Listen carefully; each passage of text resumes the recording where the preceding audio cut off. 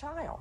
That's why she got the tattoo, the sweet life. That's why she partied up on a stripper pole in a mini skirt and a push-up bra while Caylee was missing, i.e. rotting.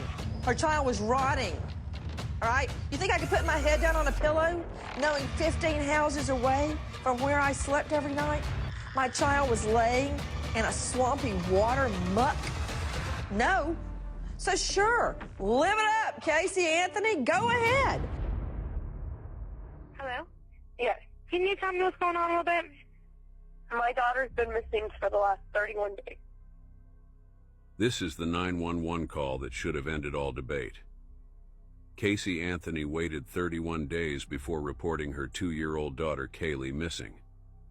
Why are you calling now? Why didn't you call 31 days ago?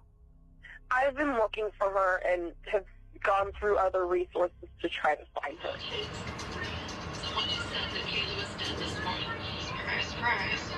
Orange County, Florida, on this 5th day of July, 2011, signed foreperson. As to the charge of aggravated child abuse, verdict as to count 2, we the jury find the defendant not guilty. So say we all. Did it at Orlando, Orange County, Florida, this 5th day of July, 2011, signed foreperson. As to the charge of aggravated manslaughter of a child, verdict is to count 3. As the defense sits by and has their champagne toast after that not guilty verdict, somewhere out there, the devil is dancing tonight. Hello, and welcome back to Chakras and Cusswords podcast, where we dive deep into energy behind the scandals, the astrology behind the chaos, and the truth behind the secrets, and of course, the infamous headlines. Today, we are unraveling one of the most infamous trials in modern history, the Casey Anthony case. And I will say there's a lot of speculations and allegations on both sides. While Casey Anthony was found innocent of possibly unaliving her child, there seems to be a verdict that has been raging through the public. And this will be something that we will look at. She claimed that she was a victim of lifelong abuse and was manipulated into silence. There's tons of plot twist in this web of deception. And while we might not get to the truth, we can only speculate and look at the defense's strategy, the prosecution, and the shocking verdict that left America speechless. I will say that there is definitely some graphic and untimely and a little bit disturbing conversation to this case. It's deep, it's controversial, and it's absolutely wild. But we will get into it. And we will also take a look at her birth chart. Who is Casey Anthony? She is a Florida American woman who gained national attention in 2008, where she was accused of murdering her 2-year-old daughter, Caylee Anthony, in Orlando, Florida. The case became one of the most sensationalized criminal trials in America's history. And due to many dramatic twists and media frenzies, the controversy continues to run out through the media to this very day. There are some key events that really stand out that really made her area of guilt possibly seem as a reality. Some of the key events in this case is that her daughter was missing for quite some time before she was actually reported missing, which as a mother is almost in complete unraveling, shocking type of hysteria to even have your child missing for a couple of minutes. I don't understand how a mother could go months without reporting her daughter missing for over a month. So of June of 2008, Caylee Anthony was last seen alive. That is the young, vibrant 2-year-old who had the face of an angel. Casey claimed that she left her daughter with the babysitter, Zenaida Zanny Fernandez Gonzalez. But investigators later determined that this was a lie, and that this woman never even had any connection to Casey or Caylee. In fact, she just used this woman's name as an alibi. The disappearance of Caylee Anthony, it's quite disturbing. And I'll be honest, I was glued to the TV during this time. Caylee Marie Anthony was born on August 9th, 2005 to Casey Anthony, who was a single mother living with her parents, George and Cindy Anthony, in Orlando, Florida. The family dynamic was very unsettling and a bit strained, with reports of frequent arguments between Casey and her parents, particularly her mother, Cindy. It is believed that Cindy was a nurse and was also one of the people who was working during the time of this case. So she was employed where I believe Casey and her father, George Anthony, were not working, and they were in the home a little bit more frequently versus the mother, who was actually possibly employed in that work. So right around June of 2008 is when the cycle of deception began. On June 16th, 2008 is the last confirmed day that Caylee was seen alive. George Anthony later testified that he saw his daughter, Casey Anthony, leaving with Caylee early that morning. They were leaving the house. Casey was claiming that she was going to work, but that Caylee was going to stay with the babysitter, Zenaida, also known as Zanny. According to Casey's later statements in 2022, she alleged that her father, George Anthony, took Caylee from her when she fell asleep. She claimed that she woke up and Caylee was gone, and that her father later told her that Caylee accidentally drowned. I will say my opinion when I say this, but that story just seems very unsettling, and it also seems very unrealistic that her father would just cover up the murder of Caylee, possibly because she was found drowned in the pool. Children tend to, unfortunately, do have accidents, and there have been a lot of children drowning, especially related to pools. So I don't understand why he would cover this up unless something occurred where he was at fault.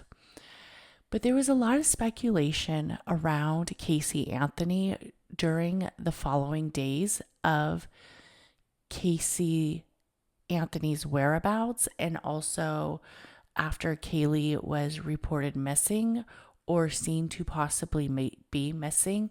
Where was she?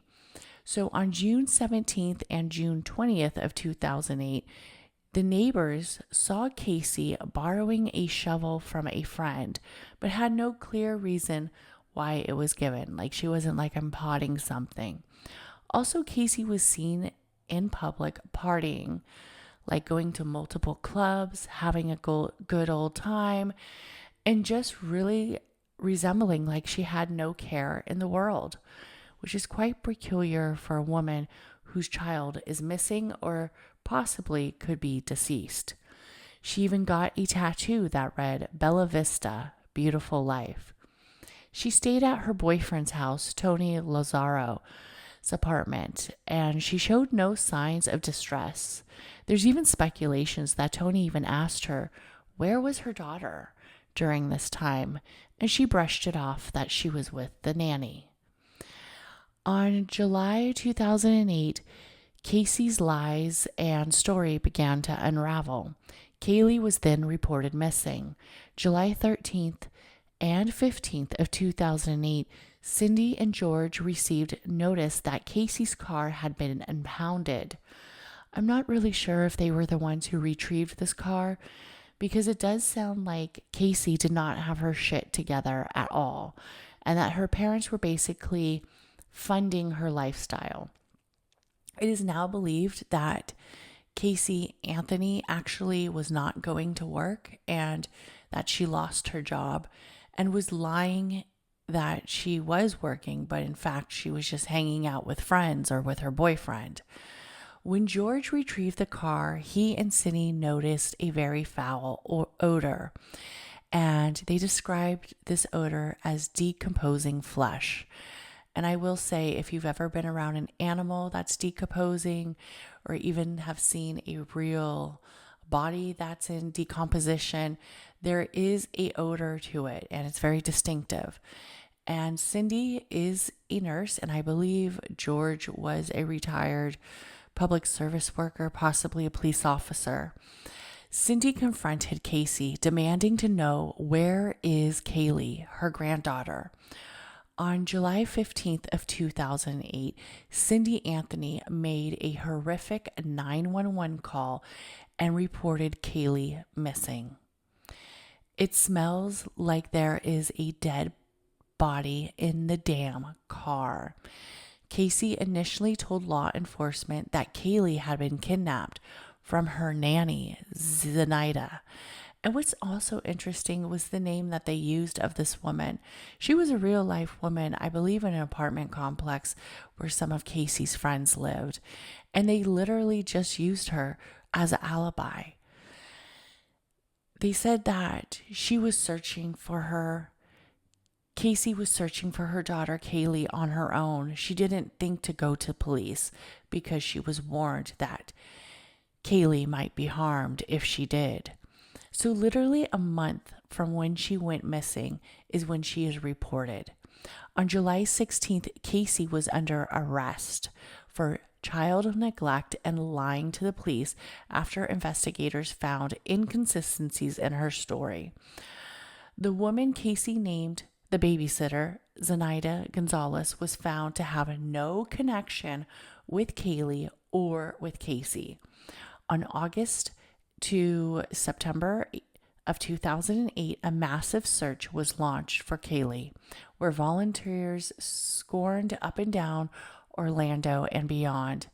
There was tons of suspicion around Casey, and the investigators found internet searches of chloroform on the family's computer. On October 14th, Casey Anthony was indicated in first-degree murder, and she was basically arrested, where she could possibly face the death penalty. On December 11th of 2008, a utility worker named Roy Chronic found the skeletal remains of a child in the wooded area near the Anthony home. The skull had duct tape on it, and the medical examiners ruled the death a homicide, but the cause of death was undetermined. On December 19th, the remains were confirmed to be Caylee Anthony, the young, vivacious 2-year-old.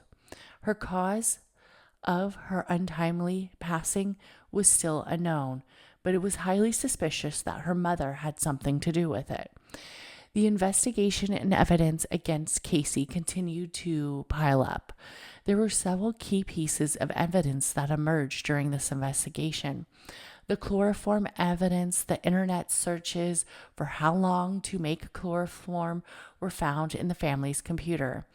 Decomposition of the car, the trunk smelling like human remains, and chemicals that stand out after somebody passes was quite alarming.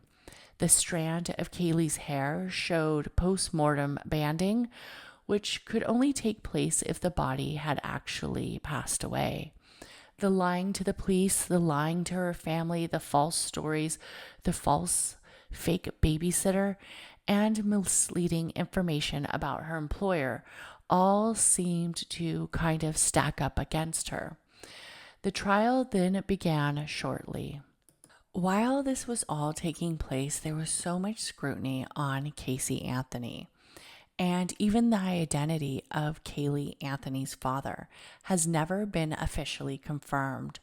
Over years, there are several theories and claims that have surfaced, but Casey Anthony herself has given very conflicted statements.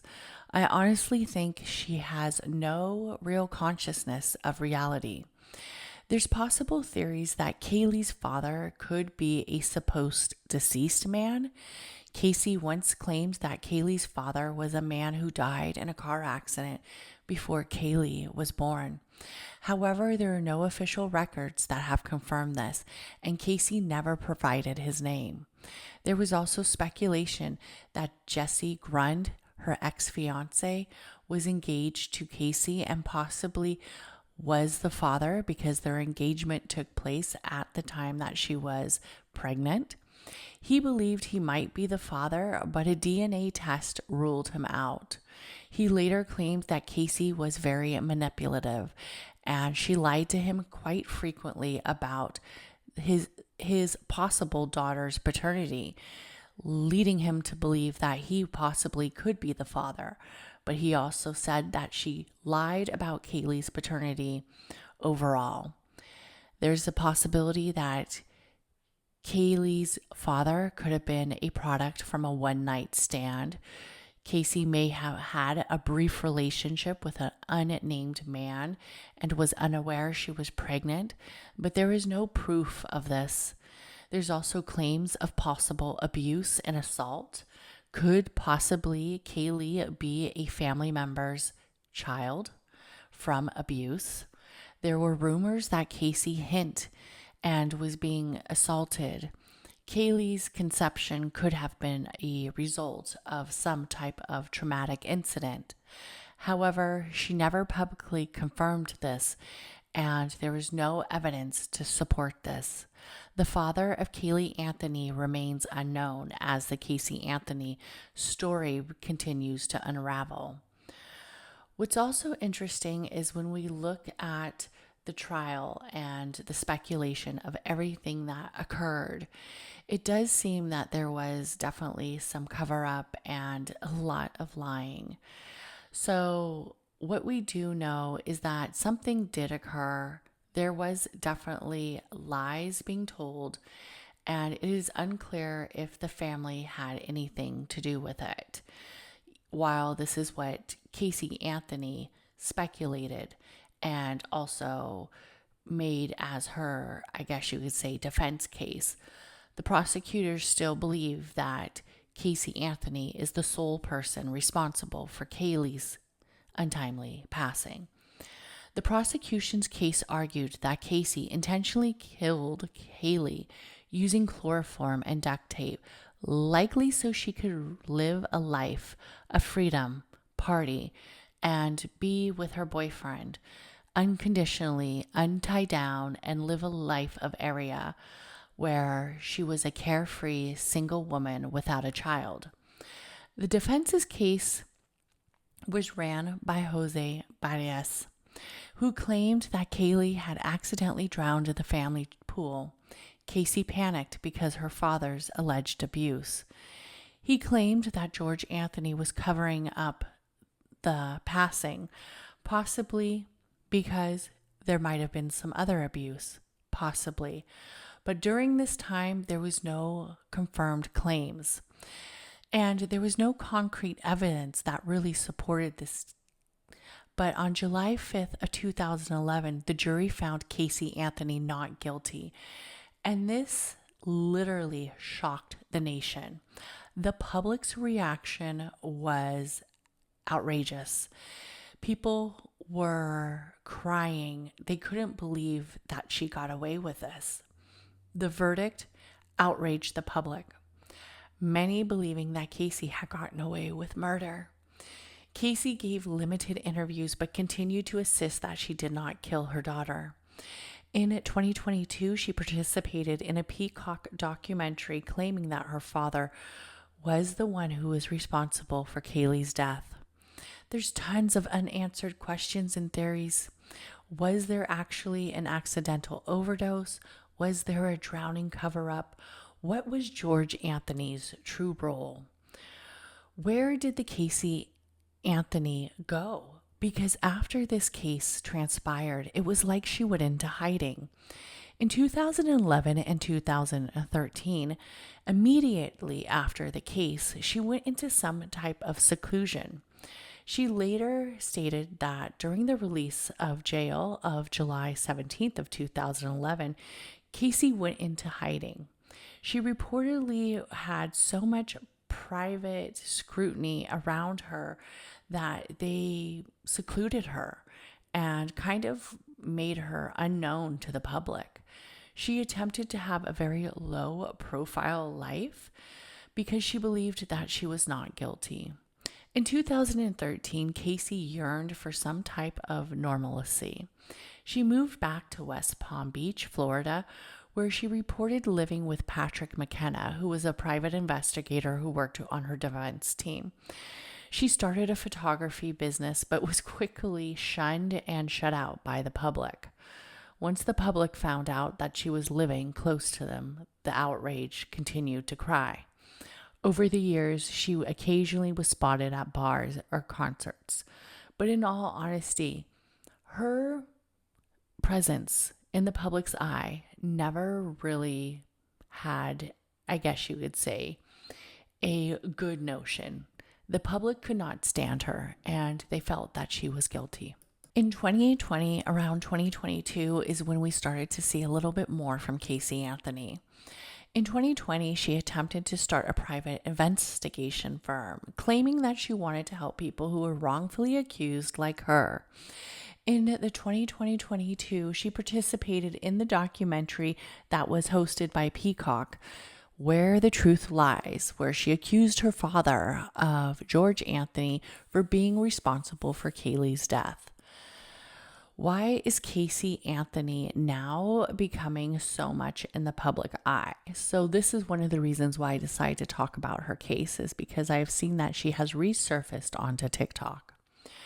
Recently, Caylee Anthony has been trying to rebrand herself and, I guess you could say, take control of her public image. Of course, there's tons of controversial figures who have done this, but this narrative really goes deep. I would say the TikTok community is not welcoming her with opening arms, but she keeps trying to lead people back to her, I guess you could say, paywall or her business. She's trying to gain followers and attention despite her past, and many people are very curious about her life. We have to remember that the true crime culture is very popular right now, where people are trying to monetize from her story. But she is seen as somebody who was innocent and was found innocent in the public's eyes of the jury system. And people are wondering, why wasn't she found guilty? Because it seemed like there was so much concrete evidence against her. Well, there's definitely some area of what people would say is not definitive proof that Caylee actually murdered Caylee, but there is overwhelming evidence that suggests and aligns that there is at least some type of responsibility that she could possibly uphold. And while she was charged with lying to the police and negligence, it's very hard to tell if this was actually intentionally harm or if this was an accident. But the lies and behavior with law enforcement, going out and partying, getting a tattoo, the car evidence, and the duct tape theories, the chloroform searches, all seem to point in her direction, while some to believe it was an accident, that possibly Caylee could have drowned. I will say, working as an emergency room nurse, and this is all allegations, I've never seen that many, I guess you could say, people try to cover up an accidental death of a child. Most of the time they are in shock and they are just going through the cycles of what is occurring. They're not really trying to cover up an accident, which is quite odd, unless there is some foul play. For instance, unless there is some abuse in the scenario. And that's just from my interpretation, and this is all opinion based. So do we really think that Caylee killed her own daughter? Well, possibly, if it was accidental or intentionally. There is something alluring behind it. And there is something very unsettling about her birth chart. I have gotten a lot of feedback from reading her birth chart before, but there's definitely some red flags when we look at her birth chart, and we will go over it again for a thorough understanding. I do think that it's very odd that Casey Anthony did claim that she was being abused. I do think that there is some type of mental illness, something evil within this whole notion. I don't understand why somebody who seen abuse or possibly lived through abuse would allow her child to be in the same home by her abuser, regardless of the circumstances. But sometimes victims do suffer from a lot of trauma, which I don't want to take away from any victims. But I also feel like it was seen as a strategy. The defense's argument on how the abuse occurred, Casey lied that George Anthony could possibly have been training the younger child, like he trained Casey to lie at a very young age. She also claimed that her brother abused her as well. Of course, all of these allegations have been stated to be lies by the family, but the defense claimed that Caylee possibly was a cover-up, the drowning for maybe some abuse. And it's very hard to find somebody guilty of unaliving a child unless there is some kind of concrete evidence.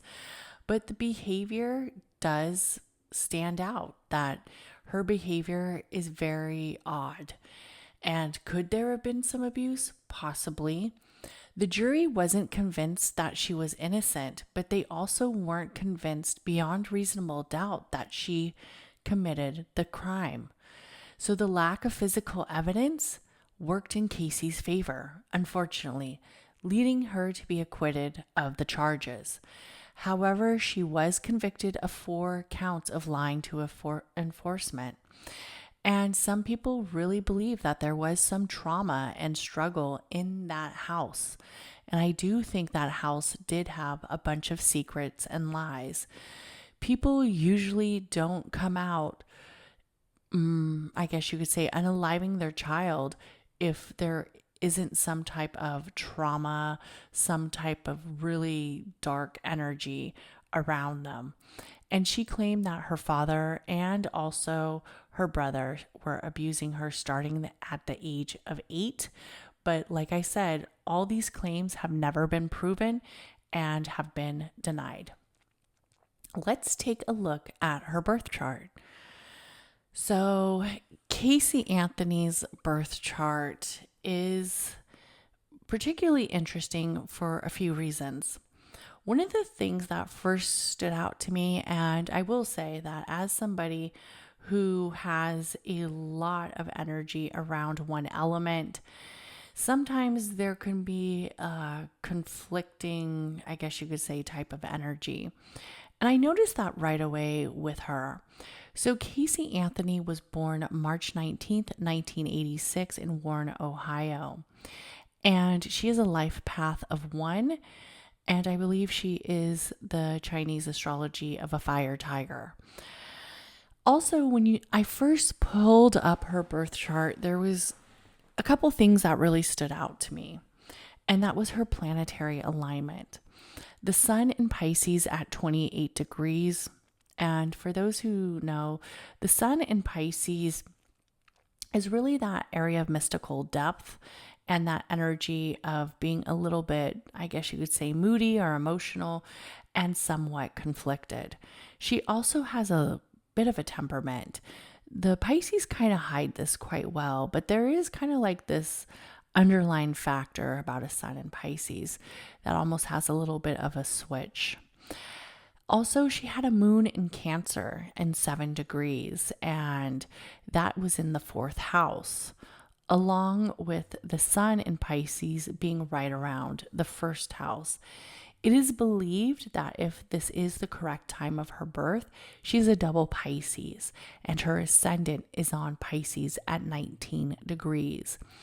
And she was also born on the 19th. And I want to talk a little bit about the 19th. So in astrology, the 19th is deeply connected to the sun. It's kind of seen like that area of the creator. The sun is known as the identity, the ego, and the purpose. And 1 + 9 = 1. That individual source that feels very masculine. It also has that area of representation of the individual. People born on the 19th, I've heard sometimes they have a lot of obstacles and also some strong passages where they might be centered around leadership energy and having a very independent spirit. They have a tendency to stand out. The 19th degree in astrology sometimes can be very critical, carrying themes of major shifts and also intense experiences really show, and especially as it's being aligned with Pisces. She was born on the 19th, which is a Pisces degree of 19th. This energy is centered around dreams, illusions, and also mystery, creating a personality that could be hard to pin down and also hard to figure out. A blend of secrecy and also hidden truths could be very much behind the shadows of who she is. The 19th degree in astrology is pretty prominent in her chart and her area of who she is, and also the number 9, which means closing certain cycles. She was born on the 19th. She has a 19 degree ascendant, which is seen as who she is. Also, she has a Saturn in Sagittarius at 9 degrees, and she has a Pluto in Scorpio in 6 degrees, and she has a Chiron in Gemini in 9 degrees. Somehow these all kind of break down, right? She also has a Mercury in Pisces at 23 degrees. But let's really look at the 19 for just a minute. The 19 is known as a karmic degree. It often indicates lessons being tied to past lives or individual life contracts, the fate, the destiny, maybe even the destiny of the hidden leader or the leader of the underground, that evil energy that lies deep within some of us or lies deep in the areas of deviance, synastry, and overall conspiracy of living at their own identity versus the identity of what it is that their reality is teaching them. Sometimes there can bring a powerful energy of highs and lows with the 19th, where success is possible, but there is definitely some controversies and also some consequences and some obstacles. So if you have somebody who can't live with the obstacles and can't maneuver the energy of obstacles, this could be a challenging time. And we have that it's with the fixed energies. It really creates some stubbornness. But she is not a fixed energy. She's very much a mutable energy, as she has her ascendant in Pisces and her sun in Pisces. Most of her big 3 is all water. And water is very emotionally based. It's also very sacral based, as it is off of the sacral chakra, the element of passion, desires, and wanting to live to their full capacity, regardless of what it is that is in their way, as some might say. Immutable signs, Gemini, Virgo, Sagittarius, and Pisces, sometimes can adapt quite easily with the energy of 19th. And the deceptions are a little bit, I guess you could say, not reality based. Seems to be a little bit of the truth feeling blurred. I don't know what it is about mutable signs. Could it be that they are seen as the closers of the season, where you do see that a lot of mutable signs do get, I guess you could say, wrapped up in some untimely events of certain unalivings or certain energies surrounded around serial, I guess you could say, passings or murderous activity. While this is a crime of great passion and independence and also evilness, there seems to be a reality that is not fully touched.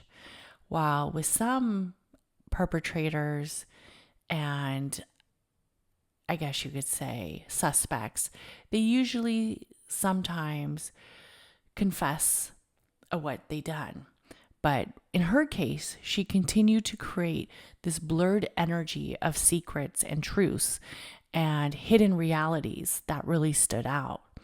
In numerology, 19 is considered a karmic number, similar to astrology, both centered on leadership and also completion. So 1 being the leader, 9 being the area of completion. We are in the year of 9, so I'm not surprised that she is starting to resurface. We are also in the energy of Pisces season, and I'm hoping to get this podcast out as Pisces season is still occurring. Sun is the energy of her independence, and she's seeking new leadership. She's seeking new confidence. She's seeking new individualism as this energy is enlightening her.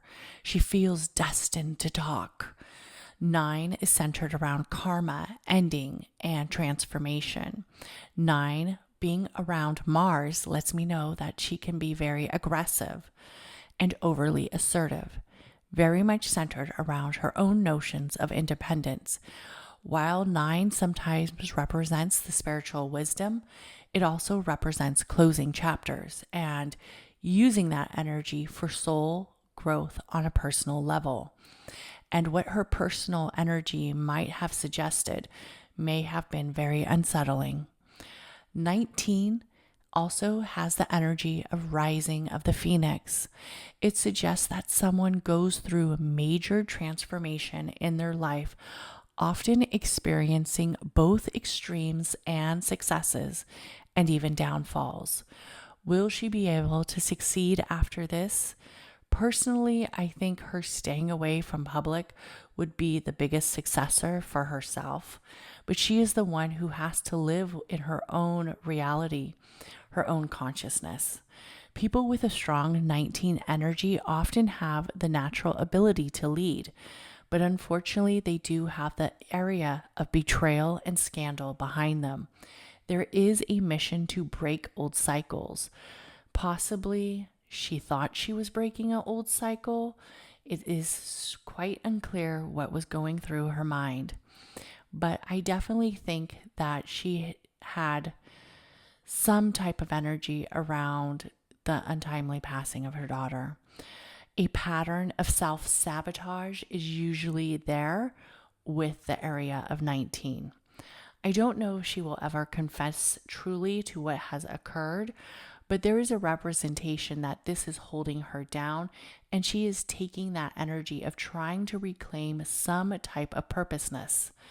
We have to remember she is now estranged from her family, her parents who did support her and did actually care for her. You know, it sounds like she had a lot of energy of not having her shit together for a very long time. And maybe they were enablers. For whatever reasons, it's still unclear. But they let her live in the home. They helped take care of her daughter. They did show her some type of love and compassion. Where now her identity is shifting, where she's trying to create a name for herself. But we have to remember that her name has already been extremely tainted from the past. The tarot connection of the sun shows that energy of representation as we are in Pisces season, of reinforcing that secrets will always come to the light, regardless. While she wants the public to forgive her or trust her or believe her, that is not going to happen. And a lot of it has to do with that Mercury in Pisces that she has as well. But we have to remember that the 19th is a very powerful, karmic, and often fate-aligned area of placement. And we are going to take a full look at her birth chart. I'm going to do a quick reading, so I will go a little fast. And then I'm also going to give my interpretation of what I believe. So she has a sun in Pisces in the first house. It's 28 degrees. I'm not surprised that she in some ways is famous. She has the area of dreamlike imagination, the energy of subtle emotions, and intense conflict that rises within her. She also has the moon in Cancer, making her energy aligned with her 4th house at 7 degrees. While she's sensitive, and some might say caring, she does have a tendency to have conflict around the child and also children and being in her mother presence. 7th also represents that energy of learning and areas of wisdom and chapters. Could she be teaching us how evil the feminine energy could possibly be? Possibly. She also has the ascendant in water as well, with a Pisces ascendant at 19 degrees, aligning with the 1st house. This energy feels expressive and it also feels compassionate. As being a double Pisces, I really think the ego-based is fully inflamed, as one might say. The waves of her dreamlike imagination is taking a toll on not just her, but people around her. She also has a Mercury in Pisces in the 1st house as well, where that energy of her so-called reality could definitely have some conflict. I definitely think that this energy of a Mercury in Pisces can be a little bit of what some would say as vague or not very much consciously aware. There's also like that logical presence that seems to be missing sometimes, and she could be creating her own reality and communicating it to the collective. And it being in 23 degrees makes me think that it's very infamous and it could be centered around energy that feels untelling and unrealistic.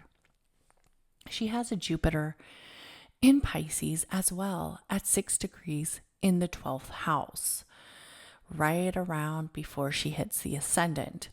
The Jupiter in Pisces in the 12th house makes me feel like the crown chakra is very excessive. And it also makes me feel like that energy of convention, of opinions is very like almost cult-like-ish.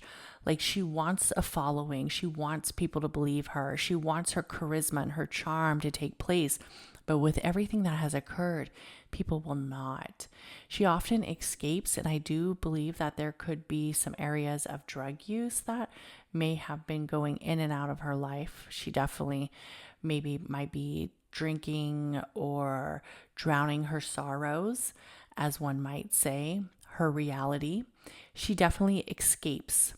It could be through her dreams or the energy of her surroundings. Sometimes with an excessive crown chakra, you honestly believe the lies that you have been telling yourself because you don't want to escape. You don't want to be centered in the reality of what has happened. So those lies, those dreams, those thoughts almost seem realistic because you're unconsciously aware of what you have created, because you now have dipped into that area of cinema that feels like you are watching a movie of lies that have actually taken place, where in fact you just created a web of darkness. She also has a Venus in Aries, which is in the 12th house.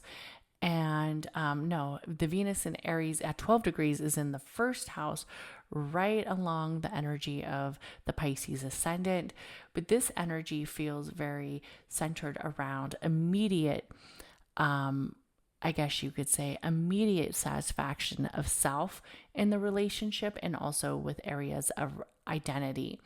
It seems that she is passionate and she is very sacral chakra based, and this solar plex energy gives it a little bit more of an entanglement where it feels a little bit more explosive, and her point of views seem to be the only point of views that matter in certain relationships. And this could be love relationships, this can also be relationships with family.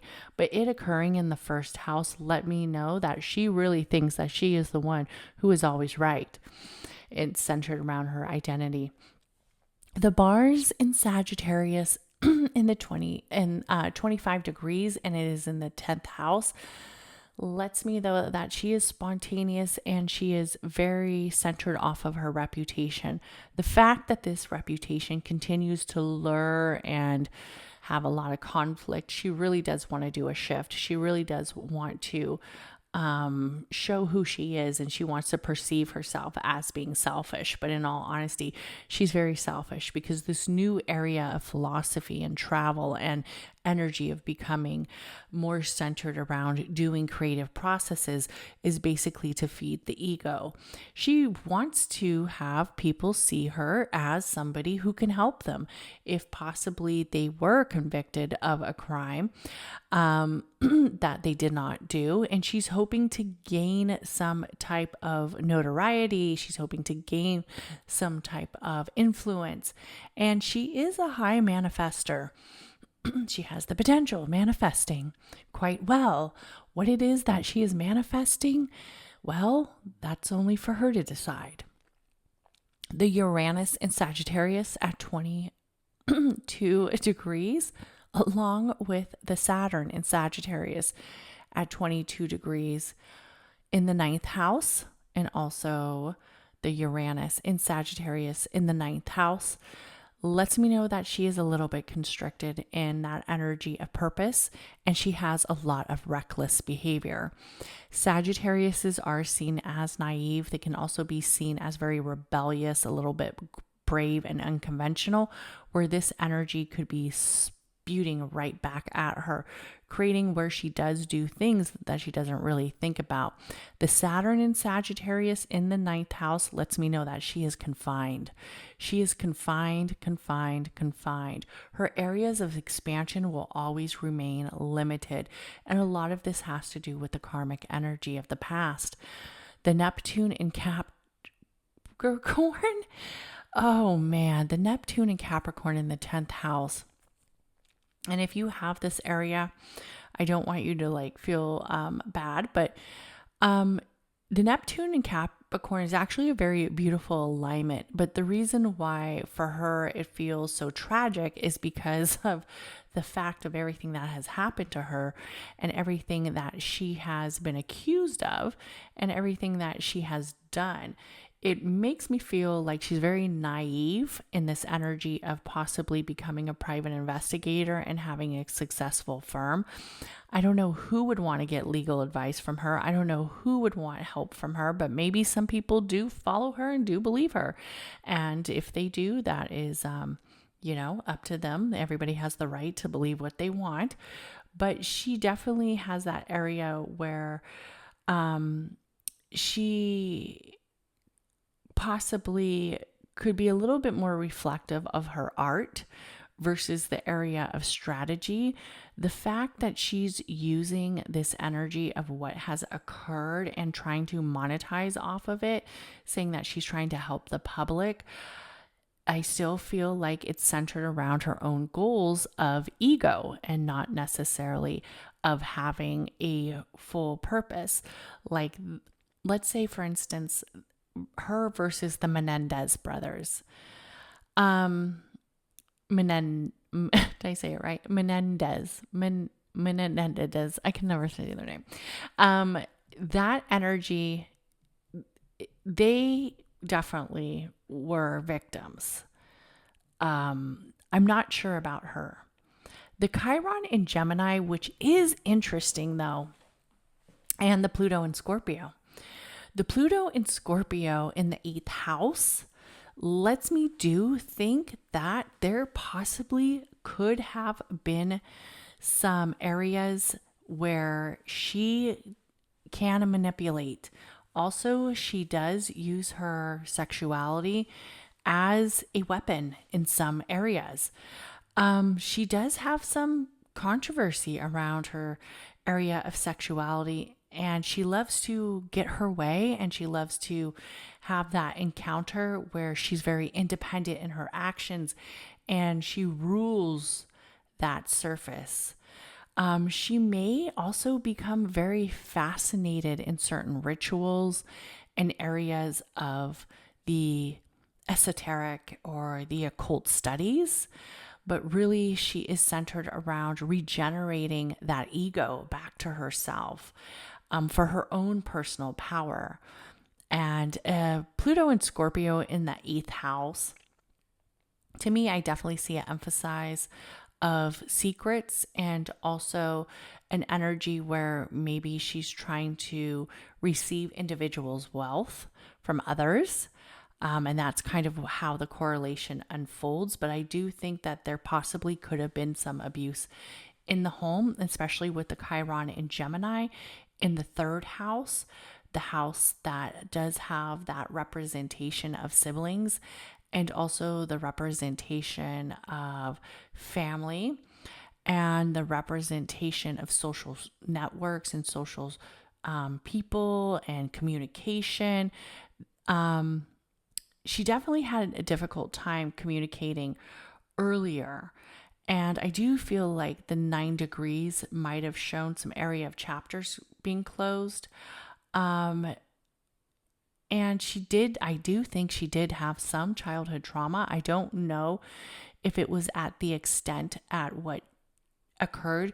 And I want to remind people that people can have childhood trauma and still do horrendous things and still be guilty of those things.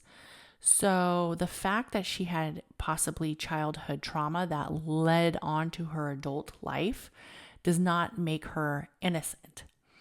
People who suffer from childhood trauma, the majority of them don't go out and I guess you could say clean up or lie of the possible unaliving of their daughter from their father. Most people actually are very reality based and acknowledge what is occurring.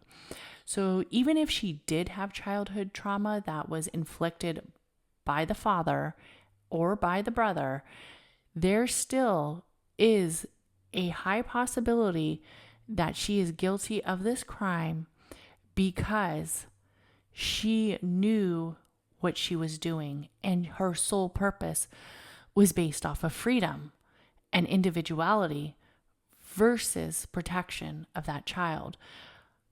Where if, for instance, if she had childhood trauma and she unalived her father, I would understand that a little bit more than the unaliving of the daughter.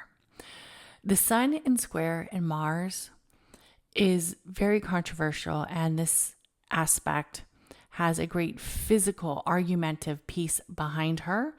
I do feel that she had a very strong temper, and her family has seen this. The moon opposing the Neptune, to me, gives me this area of being very sensitive and very alluring and very cosmic, but also very detached with reality and reality changes. Another thing that I want to look at is that Cancer moon has a trine, a strong trine with the Pluto in Scorpio. And this energy is very centered off around emotional security, where she wants what she wants for her own places. And since it is affecting the energy with the child and the feminine, I feel like there's definitely some dark, twisted, deeper, hidden secrets, areas of insecurities, areas of survival, areas of hidden motivations. I do think that her psyche is not there fully, and that she has this energy that is very almost entitled, and she still thinks that she is living in her dreamlike state of what occurred. The Saturn in strong opposition with Chiron, she's very hard to get along with. And she acts like she's, this nice, kind, caring person, but she definitely suffered a lot of things. And I do think that she did experience of energy of relationships with her father that was very conflicted. Do I think the father unalived the granddaughter? I don't necessarily think that because of all of the chloroform searches. And even with an accident, I do feel like with her personality, she would have been more outward spoken, and he would have had to unalive them both by the volatility of her chart. But I do think there was some possible abuse in the home. I definitely do think that. And I do think that maybe it was mental, emotional, possibly some areas of, childhood abuse of SA at a very young age. Could have been the father, possibly, could have been the brother, but she does definitely have some conflict with the masculine energy. The sun in Pisces, she has a strong self-image that's very deceptive. And it also amplifies the energy of the ability to reshift her craft of creating this area of illusion. She also loves to victimize, in some ways, her circumstances. The moon in Cancer, that emotional capacity that is all around the energy of, as one might say, the energy of the fifth house. The moon in Cancer, her moon in Cancer is actually in the fourth house, but the moon in Cancer resembles the fifth house, where with the fifth house, it's all about creative, that energy of excitement, creating that energy of self, creating that energy of emotions and feelings and getting out there and startups and entertainment, and the energy of children. And that is a strong passage in some ways. The energy being aligned in her fourth house, a moon in Cancer, I'm not surprised that she has so much energy around the home life being emotionally driven and also emotionally toxic.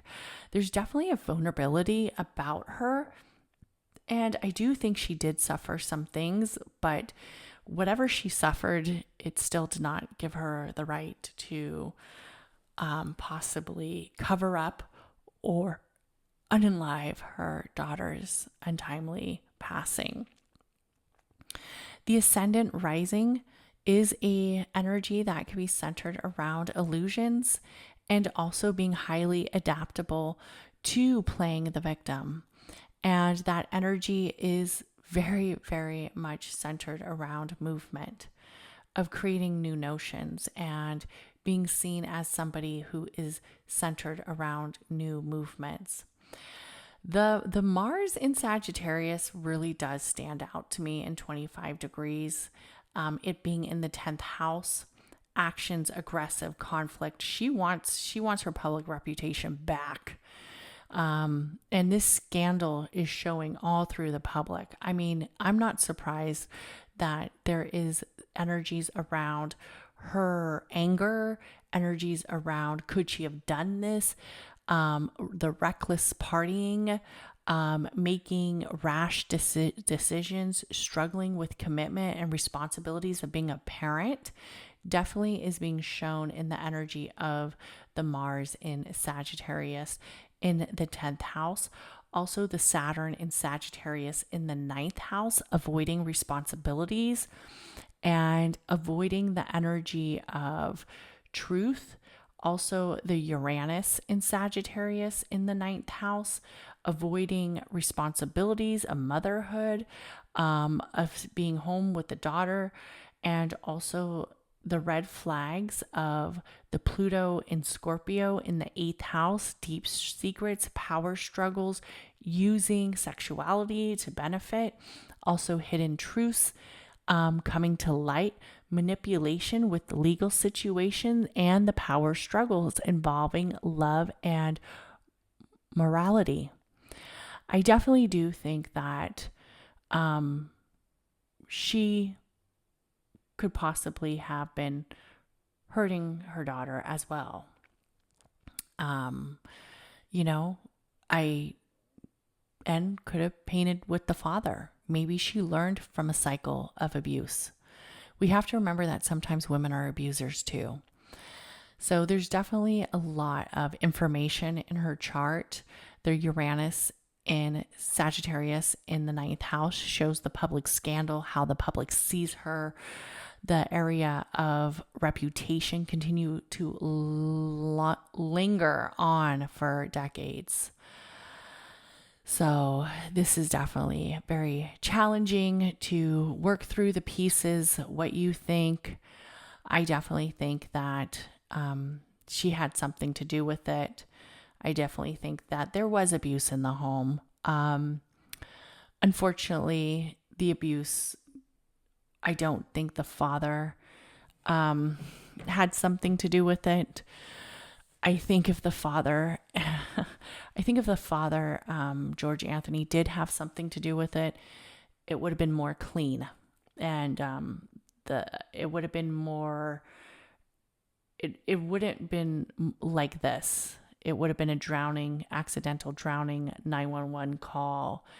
It wouldn't be all of this messiness. This messiness resembles the area of working on chaos that the double area of emotions brings from the Pisces. So what are your final thoughts on this? What do you think about this case? Let me know in the comments. Please comment, like, and share this podcast with your witchy bestie. And everybody have an amazing day. Don't forget to subscribe to the channel. I'm trying to get more podcasts out there. Bye, guys.